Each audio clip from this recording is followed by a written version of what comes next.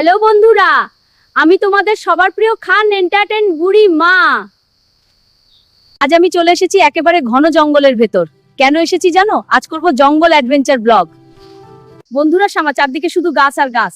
পাখিরা এমন ডাকাডাকি করছে, মনে হচ্ছে আমাকেই স্বাদ জানাচ্ছে। এই জঙ্গলে নাকি আছে ভূত বানর সব একসাথে, কিন্তু বুড়িমা কি ভয় পায়? না না না। এই দেখো, আমি এখন হাঁটছি একটা সরু পথে। পা পিছলে গেলে সোজা ডালপালার কোলে, তাই সাবধানে চলছি। হঠাৎ ওই কি সভ্য! বন্ধুরা, মনে হচ্ছে কেউ আমাকে ফলো করছে। হ্যাঁ, দেখো এই সুন্দর বন। ক্যামেরা বার দা। ওয়াও, এত বড় গাছ। আরে আরে, ভয় নাই, ও তো একটু দুপর। বানর মামা আমার ক্যামেরা নেবে না কিন্তু। বন্ধুরা, জঙ্গলে এসে বুঝলাম প্রকৃতি কত সুন্দর, আর আমরা শহরে থেকে কত কিছু মিস করি। কিন্তু শুনো, বুড়িমা একা একা জঙ্গলে থাকলে কি হবে? রাত নামলে কি ঘটবে? পরের পর্বে কি আমি আবার ফিরে আসতে পারবো? কিন্তু শুনো, বুড়িমা একা একা জঙ্গলে থাকলে কি হবে? রাত নামলে কি ঘটবে?